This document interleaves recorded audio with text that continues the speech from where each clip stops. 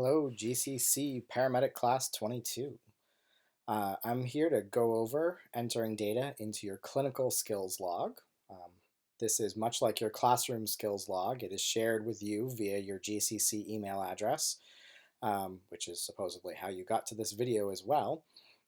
So once you've logged into your Google Drive using your GCC email address, you'll come here to the Shared With Me tab, just like before, and you should see a GCC PMC clinical log and your last name. Double click on it, and it's going to open up for you. On this first page here, this is where you're going to enter your shifts. So this is solely a log of the clinical shifts that you do. You'll want to double check here that where it says name, it does in fact say your name and that this is in fact your student email address. I do on occasion goof these up and share them with the wrong people, but just confirm that you are in fact in your own log. So when you do a clinical shift, the first thing you're going to do is come down here and enter the shift. So I'm going to enter today's date. From this, I'm going to pick the drop-down site of which hospital where my clinical shift was. Today, my shift was at Bay State Medical Center. I'm going to select the unit that I was in. My shift today this was one of my first shifts, so I was in the OR. There we go. My start time is going to be 6 a.m. and my end time is going to be 2 p.m., for example. When you're entering info into these cells here for start and end time, use the short AM and PM format that I just did. Don't use 24-hour time. If you enter these as 24-hour time, it's not going to calculate your hours correctly. So 7 a.m., 3 p.m. doesn't work. 3 p.m. is what you're looking for, and it will auto-correct. This will do overnights. So if you do 11 p.m. to 7 a.m., you'll see that it recognizes that that was an 8-hour shift. Sorry.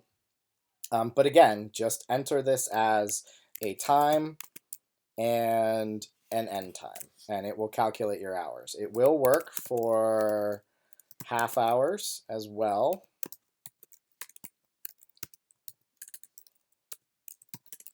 It'll calculate it all out. It will get a little screwy if you start putting like weird minutes and things in there, but it will work otherwise. Okay. That's the first thing that I wanted to show you. I'm just going to delete all these extra ones out of here now that you know what you're doing there. Next, you're going to come to the Skills Log tab. You will see that it has automatically populated the date of your shift here because this is where you're going to enter the skills that you performed on that shift. This is shift specific, so you're just going to enter the number of each of these things that you performed.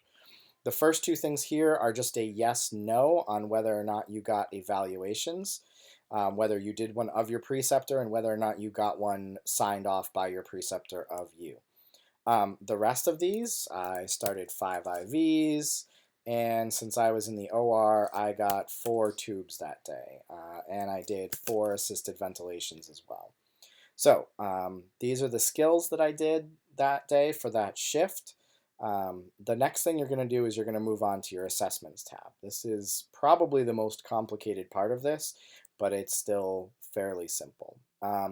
Here, we understand that you're going to do multiple assessments. So again, you're going to enter the date of the assessment in the first box. Next, you have your age categories. They're broken down by your pediatric ages and then your adult and geriatric ages. So this is going to be an adult assessment. Next, I'm going to pick if it was a medical or trauma. Match your age category here to what you did here. So this is a adult medical. And then I'm going to choose my medical or trauma category. And let's just say this was NACS call. Nothing over here you need to do. It's going to tally everything automatically for you, so you can see that of my adult medicals, I've performed 1. Of my total adults, I've performed 1. And then here, it'll show a countdown of how many you have left before you've completed any of these categories. The categories in red are required. You have to get this many of each of these assessments. The categories in green do not have specific minimums or maximums that you need to do. So you'll see there's a couple of green things here. Overall, you need 30 traumas, but you don't need them in any specific category. This is just data for our tracking. Once you've entered a bunch of data here, you'll notice when you come back to the summary page that it is tracking all of that information right up here. So you can see that I've performed 1 of my total assessments. I've started 5 of my required 100 IVs. I have gotten preceptor and student evaluations, and I've completed 8 hours of clinical. If you have any questions about how this works or run into any problems, please feel free to email me. I will always be happy to answer those questions or take a look at your sheet and see if I can help you figure out what's going on. All right, take care and have fun out there.